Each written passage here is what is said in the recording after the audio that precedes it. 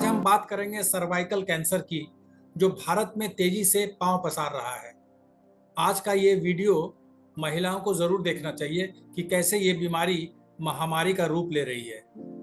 जागरूकता की कमी और सुविधाओं के अभाव में ज्यादातर महिलाओं को इसका पता तब चलता है जब बहुत देर हो चुकी होती है, जबकि इससे बचाव के उपाय मौजूद हैं।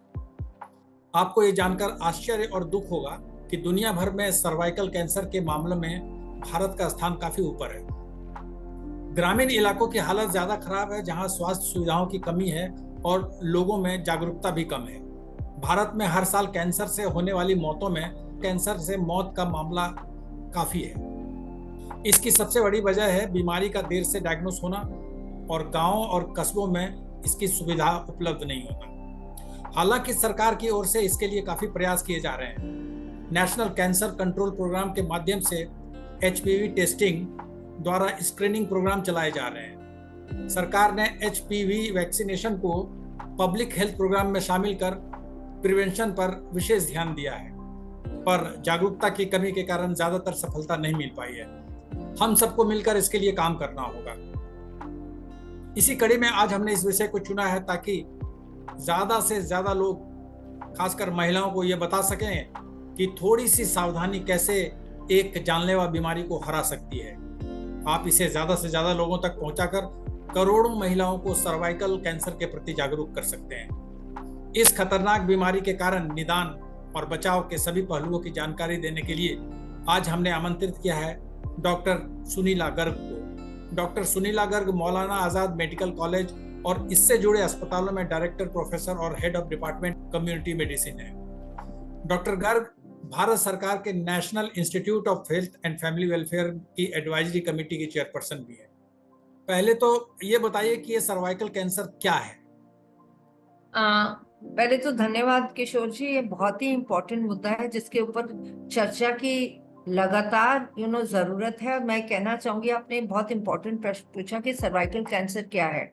जैसे कि सर्वाइकल बोलते हैं, ये वजाइना के अंदर सर्वाइकल होता है जो कि बच्चेदानी का मुंह होता है, ये उसका कैंसर है।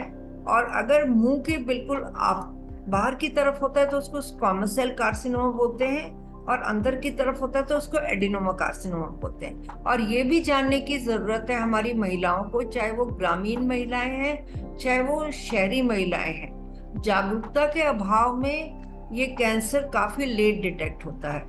और ज्यादातर ये जरूर लोगों को जान लेना चाहिए कि महिलाएं जो कि 35 साल से ऊपर की हैं, उनमें ये कैंसर की शुरुआत होती है। मैं कह रही हूँ कि ज्यादातर, यानी हम 95-96% की बात करें, और लगभग 65 साल तक हम इसका एज ग्रुप मानते हैं, 35 से 65 साल। और दूसरी चीज जो जानने वाली है कि देश में, हमारे देश में ये कैंसर नंबर 2 स्थान पे है। पहले स्थान पे स्तन का कैंसर है जिसको कि हम ब्रेस्ट कैंसर बोलते हैं, और दूसरे स्थान पे ये बच्चेदानी के मुंह का कैंसर है जिसको कि हम सर्वाइकल कैंसर बोलते हैं। और जैसे कि मैंने आपको बताया, 2 प्रकार का होता है, स्क्वामस सेल कार्सिनोमा और एडिनोकार्सिनोमा। और जरूरत यह है कि इसकी ज्यादा से ज्यादा जागरूकता हो। मैडम, हमें ये भी जानना है कि इसके रिस्क फैक्टर क्या होते हैं, क्यों होता है? देखिए, बेसिकली कोई भी चीज का रिस्क फैक्टर जरूरी है जान लेना, ताकि हम बचाव के कारण भी जो है हम उसी के हिसाब से ढूंढ सकें। तो इम्पोर्टेंट रिस्क फैक्टर ये है, अब हमारे देश में हमने देखा है कि अभी भी बच्चियों की शादी हो जाती है, हालांकि कम मात्रा में होती है। अगर एज लेस देन 18 होगी तो उसका सेक्सुअल जो साइकिल है, यानी कि आप देखेंगे कि हस्बैंड वाइफ मिलेंगे, या फिर हमारे एडोलेसेंट्स जो हैं, यानी कि युवा पीढ़ी के बच्चे, चाहे वो विवाह नहीं भी है पर वो यौन संबंध करते हैं, और जितना ज्यादा यौन संबंध करेंगे उतना ज्यादा खतरा है। तो इम्पोर्टेंट एक ये है। दूसरा रिस्क फैक्टर जो कि मैंने पहले भी बताया, एज हमारी 35 साल से ऊपर है। पुअर हाइजीन, यानी कि आप अपने जितने भी प्राइवेट पार्ट्स हैं उनका ख्याल नहीं रखते। माहवारी के दौरान कपड़ा ठीक से बदला नहीं जाता। यदि नहाते हैं तो जरूरी है कि प्राइवेट पार्ट्स की भी सफाई होनी बहुत जरूरी है। और प्लस अनप्रोटेक्टेड सेक्स, यानी कि अगर वो यौन संबंध होता है तो कितना प्रोटेक्शन है, ये बहुत जरूरी है। और जैसे कि कॉन्डोम्स वगैरह के माध्यम से हम कहते हैं, अनप्रोटेक्टेड सेक्स को हमें